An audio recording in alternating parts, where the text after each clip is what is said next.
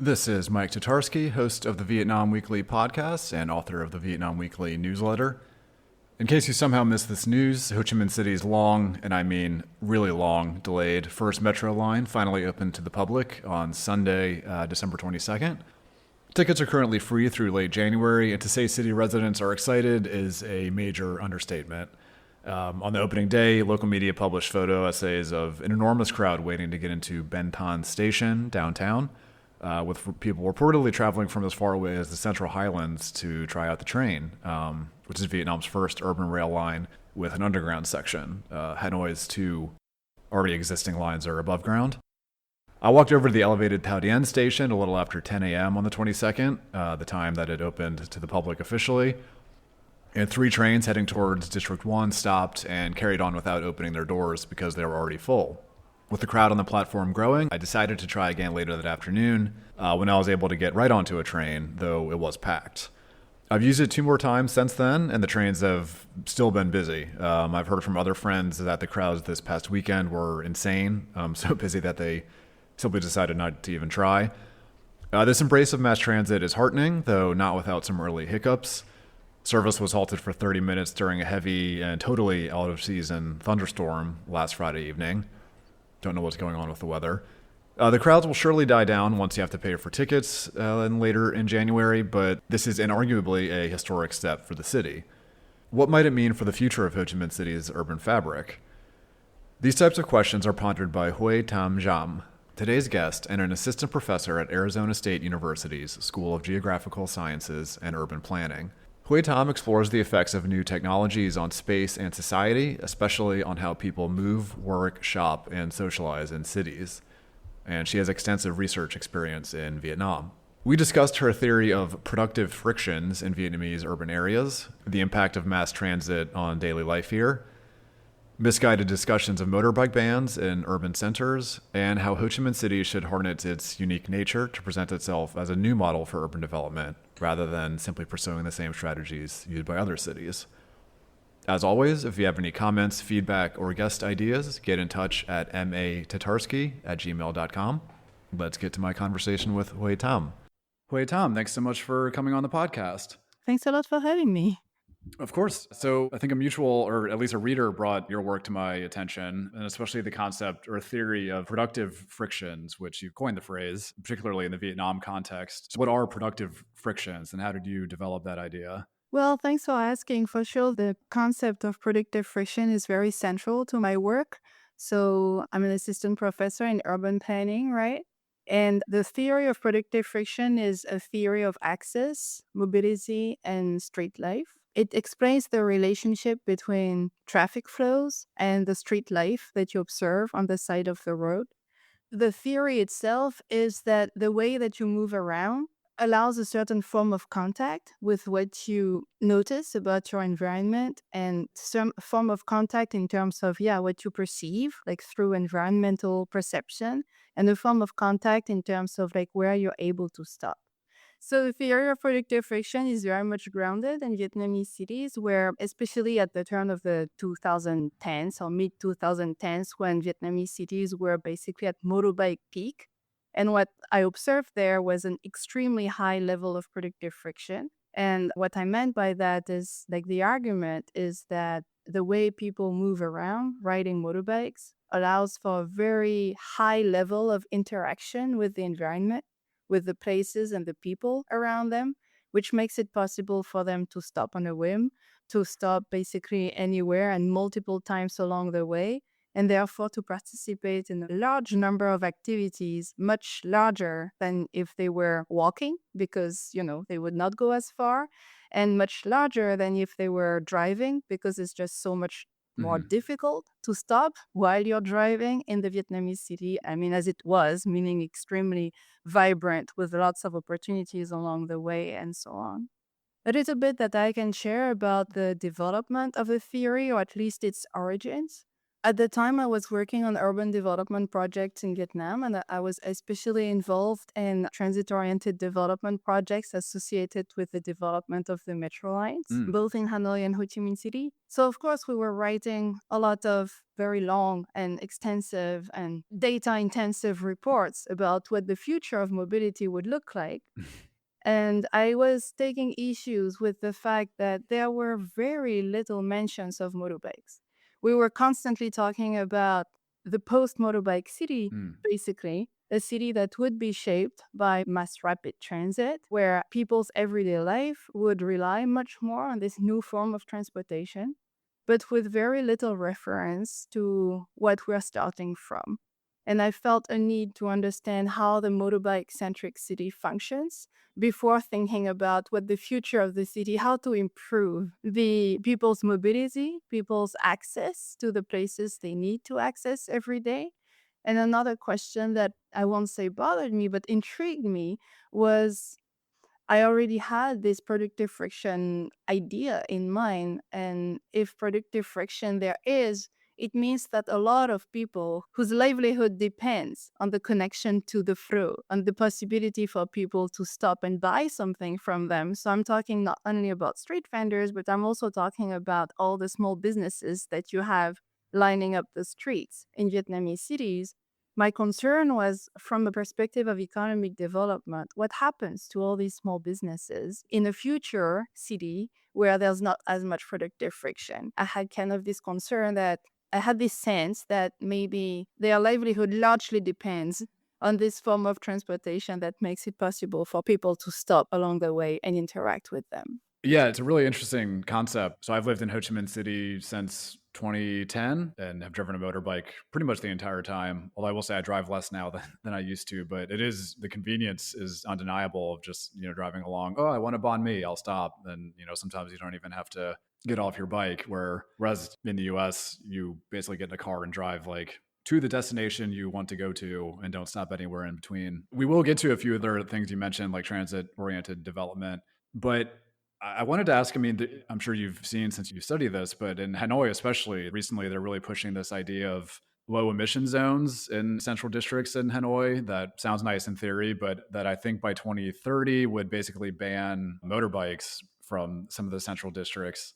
Of course, there's a lot to figure out there. Obviously, cars create emissions as well. It does seem motorbikes often get blamed the most for the smog in the major cities. But what do you make of these proposals to Ho Chi Minh City has talked about similar things, but to eventually like phase out motorbikes, at least from certain districts? Well, it's really interesting to hear that now they're called no emission zones. To me, it sounds like the positive take on when these ideas were first mentioned, I would say in 2014, 2015. The term that was used was motorbike bans. Hmm. And now we're talking about no emission zones. So it does sound nicer. It Hmm. does sound, like it's a positive thing for the environment as opposed to, like banning a bad thing. So there's a more positive connotation. Yeah, for sure, it sounds nice. And for sure, motorbikes are an issue in terms of pollution and not only in terms of all that we call negative externalities of transport, right? So, pollution, congestion, accidents, fatalities, and so on. Motorbikes are closely associated with all of these things. But, like you say, cars very much so, and actually even more so. And it's kind of interesting to me. I see it almost like a spin on things like in the media. For example, if we take the accidents, how they're written about, you will read things like every time there is a crash on the streets in Vietnamese cities, there's always a motorbike rider involved, which puts the fault on the motorbike. But the thing is, or you will read things that are really terrible, but every time there is a fatality, it will be a motorbike rider putting kind of like the blame on the motorbike, but actually every time there is a fatality, there's typically a car or truck involved as well, right? Hmm. When you think of a time when there were many more motorbikes on, even the share of motorbikes on the road was even higher and the number of cars and trucks was much lower, a typical incident between two motorbikes was not much worse than a bicycle crash. Hmm. There were like rarely a fatality involved. So I feel like there's kind of all that to say, when we talk about no emission zones and talking about it in this positive light nowadays, to me, it's a way of pushing a certain agenda. And that is a very political agenda. I mean, the asserted motivation might be to reduce carbon emissions, but The real motivation has been since the beginning, when these same plans were talked about as motorbike bans, has been to prioritize car traffic in Central District. It is an agenda of modernization. I always bring up this one quote, from fieldwork. In my fieldwork, I did conduct a number of interviews, including with decision makers. And I remember someone at the Department of Transportation in Ho Chi Minh City looking through the window and telling me, this is not what the modern city looks like. Mm. And he was pointing at the flows of intense motorbike traffic. I know what the image of the modern city looks like, from that perspective. It is much more tamed traffic that is, with many more cars and maybe pedestrians, but that's the intent, right? Like behind those no emission zones, the intent is to prioritize cars in the central city and have it modernized in that way. From the perspective of productive friction, what does this mean? It means that you're promoting a certain form of mobility where, especially in the very dense cities as they are, it takes decades to retrofit a city in one way or the other for central districts to become more modern in that way, meaning with wider streets, like more car-oriented in that way, where it's actually possible to get places and to park your car and so on and to move around by car. It creates a situation where you're actually promoting a much lower level of friction, where people will be moving around, like in the way that you described in the US. So you have a destination in mind, you get to that place, you're able to park your car and to stop at your destination and to engage with that activity. But which means that along the way, there's much less opportunity, much less productive friction, so much less opportunity to stop and engage in anything else, and therefore much less opportunity to support someone else, Mm. to actually participate, support a certain any form of business that's on the way. So it does reduce the level of friction, which means a new form of destination, a new form of mobility, and also a new form of business. We're talking about typically different types of businesses that can survive in that environment. Well, I think the change has already started, and that's the agenda. That's what is being promoted. I did write an article about how people respond, how they feel. That's like one question that I would ask my interviewees when I talk to people about their perceptions and their practices, like their habits. I would ask people how they feel about those plans. So at the time, they were talked about as bans again. And most people were in favor of them, which was so surprising to me. I wrote about that, like, do they feel like they have a choice? I'm not sure. Mm. But overall, the general response I would get to that question, how do you feel about the ban, the proposed ban, for, I think, 31 people out of 32 that I interviewed about this issue, the response I got was like, it basically meant it's a sacrifice. It's, a big effort that's required of us, but it's necessary for in the name of development and modernization. Mm. And one person raised this one issue that I think is really critical, but raised the question of like, what will happen to us, like us, meaning the people who have no option, like in my lifetime, I don't see a moment when I'd be able to afford a car. So this is for other people. What will happen to us? And that equity issue is not one that is like widely spoken about, but the political agenda does not leave room for that conversation, I would say. Yeah, it's definitely tricky. I mean, there was an article in, I think maybe Toy Trade News recently about these low emission zones. They did include a quote from I think a motorbike delivery driver who said, what will I do if I can't drive my motorbike into Wan Kim district or something like that? So, I mean, there's like a slight voice in some of these articles, but certainly the plans appear to be moving forward. And of course, I mean, one of the big substitutes for motorbikes in theory would be mass transit, buses, obviously metro lines, which Hanoi has two of now, or 1 3/4. And we're recording this a few days before Ho Chi Minh City's long delayed first line is set to open. I know some people have been able to ride it already. But anyway, you said you were in the country working on some of these plans in various ways in the past. What do you make of the development of mass transit so far and how that may impact mobility and productive frictions? So the development of mass transit is necessary. Like any large city that has this high level of density, still growing demand for mobility, and actually quite few roads. Road scarcity is a thing in Vietnamese cities. Mass transit is an excellent idea. But we have to keep in mind that mass transit is not a substitute to, private mobility in the way that Vietnamese people have been relying on motorbikes for their private mobility. Mass transit only takes you to the mass transit stations, of course. So it's very obvious when you have only one or only two lines, for sure, you cannot serve the entire city with mass transit. And that is true of fully fleshed out mass transit systems when they are complete as well. You can only go to the stations, and except for the very old systems like the Parisian system, for example, where stations are very close to each other, it's a very different type of system. Yeah, when stations are extremely close to each other, maybe you have a substitute to private mobility. Basically, you can walk between two transit stations in an old system like the Parisian system. Mm. It's not the case with the system that is planned for Hanoi and Ho Chi Minh City.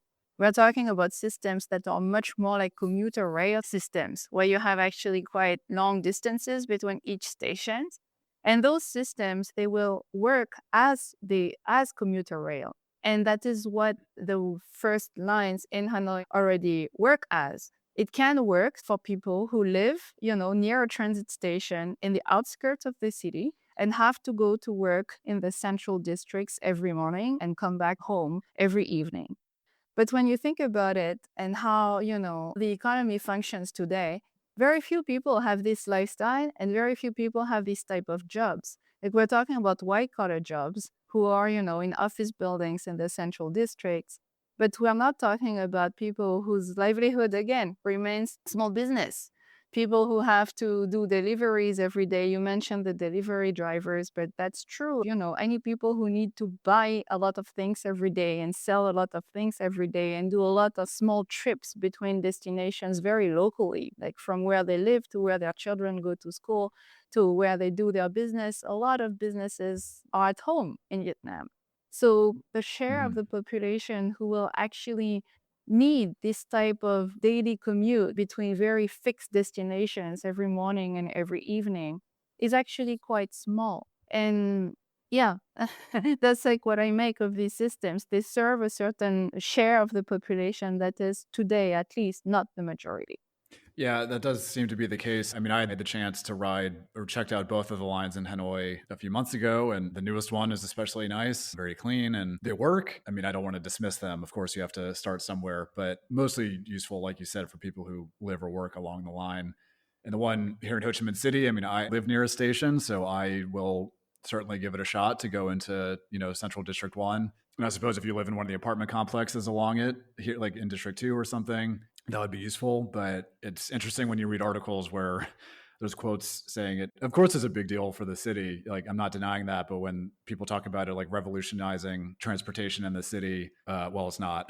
There'll still be a lot of traffic. But sticking with kind of transit, you mentioned earlier at the start, transit oriented development, which I've also seen Mm-hmm. talked about more and more here. Like there's some billboards for, real estate developments that advertise that as a selling point for being near TOD is the acronym development. So what is TOD, and particularly in the Vietnam context?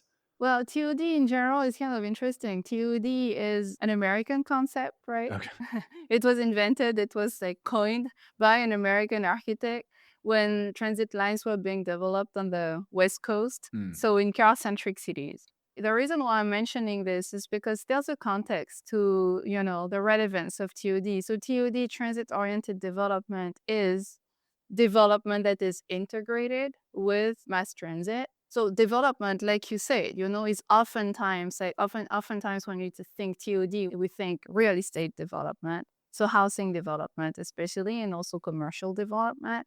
But the origins of the concept, they were actually talking about development more as like developing an improved way of life. Mm. An improved way of life, like in thinking how to make it possible with these new systems. So again, like in the context of cities where this was a new option, but because the norm was driving a car everywhere, how can we make it possible for people to arrange their lifestyles in ways that depend on these new systems? And in a sense, I would say the question in this is the same. In the Vietnamese city where these systems are new, it's a radically new form of mobility that comes and compete with a very convenient form of mobility that's quite appropriate to the context. So the question is the same, but the background is extremely different. The way that making it possible for people to rely on mass transit systems, like the challenge in the American city was to bring, next to the stations, enough housing, enough jobs, and enough businesses for people to be able to, using that system, get off the train and access enough things, enough stores, enough, again, like amenities, enough services so that they can depend on that system. When you have these new systems, extremely dense cities like Vietnamese cities, the challenge is not the same at all. Like being able to access a number of activities around the station, the activities are already there. Mm-hmm. Actually, what's happening, like again, from a productive frictions perspective, with these new systems, what's likely to happen in Vietnamese cities is a reduction of the opportunities of the things that are around the station. Like probably agglomeration of activity at the station if it's allowed. Mm-hmm. And I'm not sure. Like I'm thinking the street vendors, there's already all like these talk about like it's not allowed for them to be on the train. Mm-hmm. So around the transit stations, these are spaces that are highly regulated. Mm-hmm. And the number of activity around transit stations, I think, is likely to decrease rather than increase. And between the stations, these become very low friction environments, right? Like people, by definition, on the trains cannot interact, cannot stop on the way.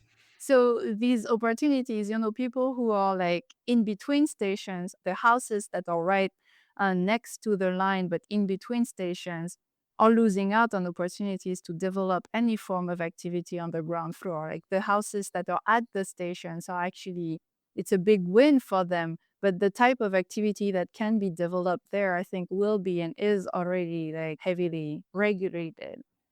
So the challenges are very different depending on mass transit. Again, like being able to rely on it to do everything that you need to do will be challenging because we're competing against a mode of transportation, the motorbike, that has been extremely convenient to do all the things that you need to do in like the most efficient way. Mass transit is not a winner in that perspective. It wins, in terms of the quality of the travel experience that it gives the people. It's like it's a winner in terms of comfort. And my observation is that overall, maybe 20 years ago, the motorbike was seen as like such a great comfort gain because you didn't have to, pedal and sweat as much as when you were bicycling or walking around. But now it's seen as like, I think people are getting tired of sitting in the exhaust fumes all the time and in the heat, and it's sticky and it's uncomfortable when it rains and so on. And being in an enclosed environment protected from the elements and with AC, I mean, that's much more comfortable and people might be attracted to that. But in terms of mobility and accessibility, it's not a winner. And again, it will serve people who live next to the stations, have to go to specific destinations for work mostly. But you mentioned the apartment buildings in transit-oriented development areas around the stations. The type of apartment buildings we're talking about typically target, the same people who can depend on transit to go to work. Mm-hmm. So we're talking about wealthier population and probably smaller family sizes and so on. So we're not talking about creating an environment that improves, people's lives, like all the people's Right, right. life. We're talking about a certain lifestyle that is associated with living in apartment buildings and taking transit to go to an office. Yeah, that's not for everyone yet. And I'm not sure that everyone aspires to it. At least I'm not sure that it would be a win in terms of, again, the mobility, the accessibility, and the way of life that it affords.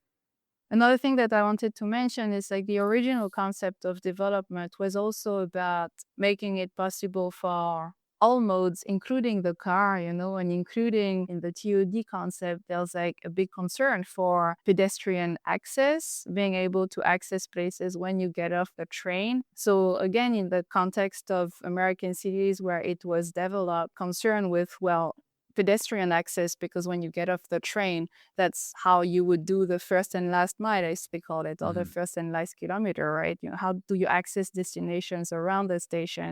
Well, the question exists as well in the Vietnamese context.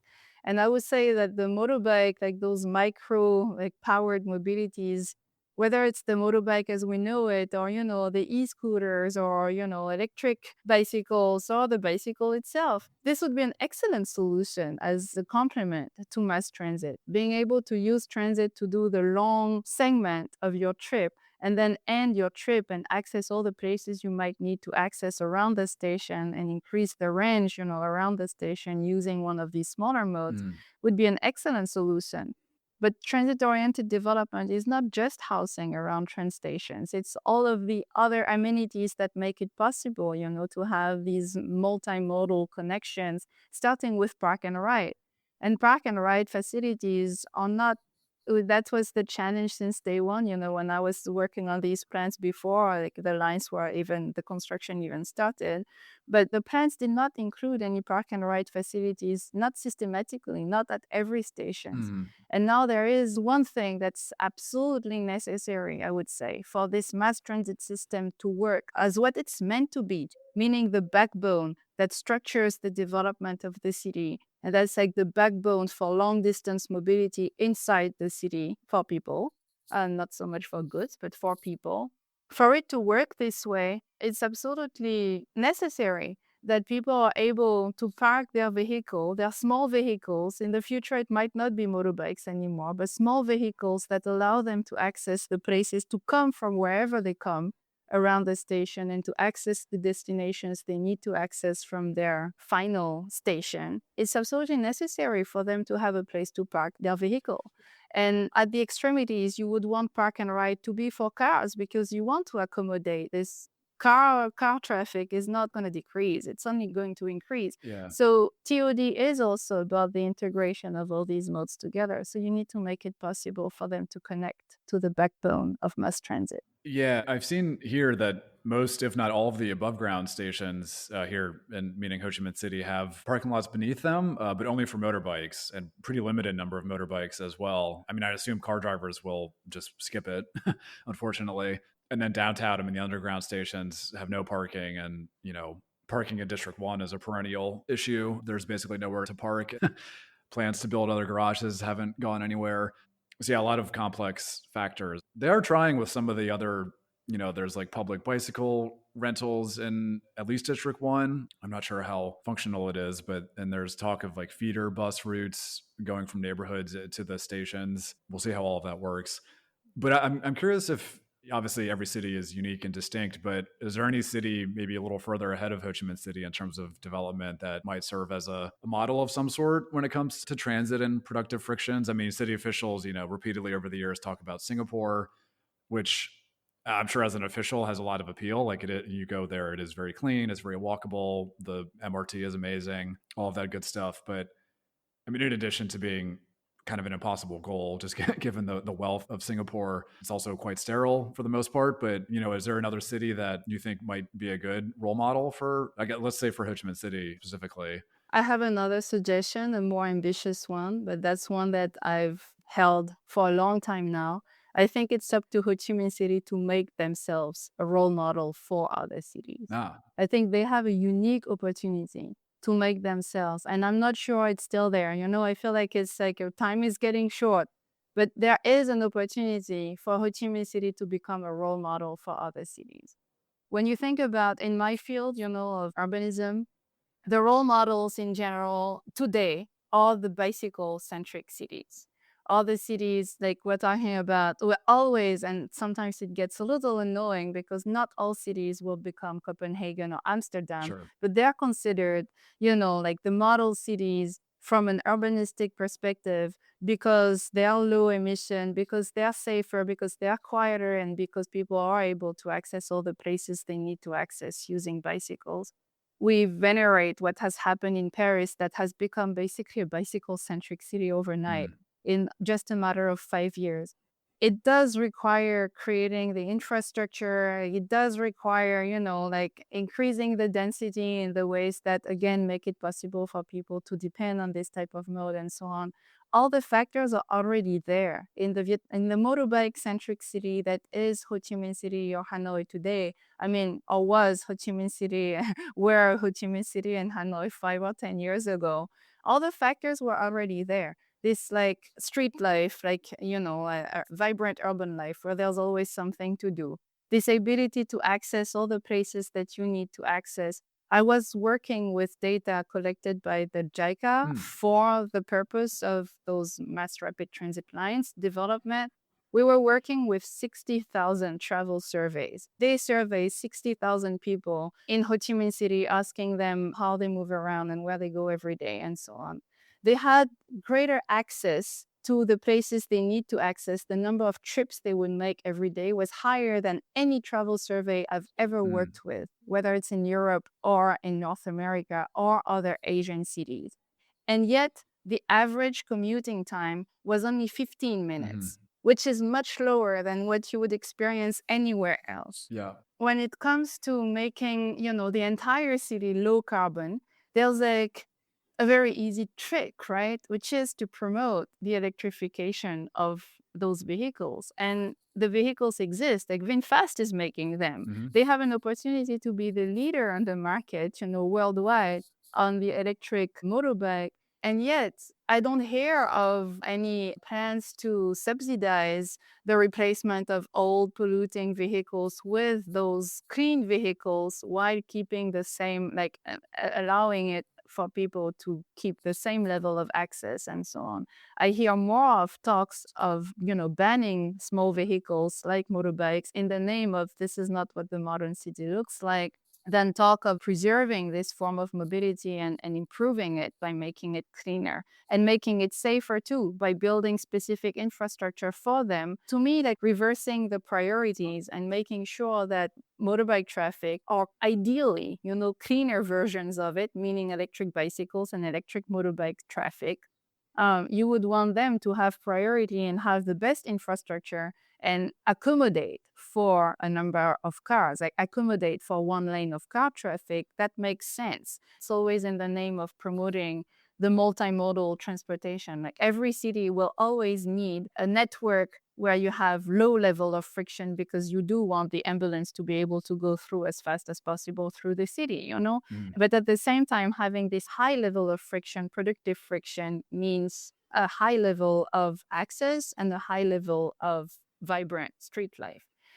So yeah, I think Hanoi a little less because Hanoi, like the infrastructural development is more advanced, I would Hmm. say, like accommodating for cars, accommodating for mass transit. That started a long time ago before Ho Chi Minh City. And the experience of riding a motorbike around has already, the quality of it has decreased significantly more. And I have noticed, like as I return to Vietnam regularly, that it's decreased substantially as well in Ho Chi Minh City. Mm. But there was a unique opportunity to become a dream model, I would say, a model city in terms of accommodating both, mass transit used as the backbone of transportation and first last mile using those new micromobilities, as we call them in fancier terms. But Vietnamese cities have been relying on micromobilities for decades now. The motorbike-centric city is the capital of e-scooters, It works exactly the same. It's just a different vehicle and a more polluting one. But that can be fixed easily. Yeah, you mentioned VinFast. That's something I've written about before in the newsletter. They have this Vietnamese company making Mm-hmm. multiple electric motorbike models. And it has frankly kind of been baffling how little discussion there's been about we're finding a way to substitute those in for the gas motorbikes. And I mean, there's other, it's not just VinFast. There's a couple other Vietnamese companies making pretty nice electric motorbikes as well. I mean, I know there's issues with electrification and where your energy comes from and that sort of stuff. But like you said, the pieces are there. I also always find it fascinating the view of modernity needing to be, streets with only cars. I'm not saying they need to care about the perspective of foreign tourists that much, but like people, a lot of Westerners especially, you know, come here and enjoy the vibrancy of the life, the streets you mentioned. I mean, when I go back to visit my mom in New Orleans, I mean, she lives in a suburban part of the city, but the streets are just completely dead. Like you can go for a 30-minute walk and barely see anybody, and it's just kind of depressing. Whereas as here, you know, granted, there are times where I'm pulling my hair out because it's so noisy and crowded, but it's certainly more interesting just anytime you leave the house. So yeah, I don't know how they'll kind of, where those perspectives will end up. Can I add one thing? Sure. Responding to your point on tourism, I think it's important to care about what tourists think as well, for the reason that tourism is the second economic sector of economic activity in Vietnam. And the economy largely relies on tourism. And you're totally right in saying that the urbanism, the vibrant street life we're talking about, and also this very unique transportation signature that Vietnamese cities have, like this very intense flow of motorbikes. I don't think tourists would say they like it. They find it really intimidating. Like crossing traffic is always an experience that everyone talks about. I was like, wow, the first time I had to do it, I was so intimidated.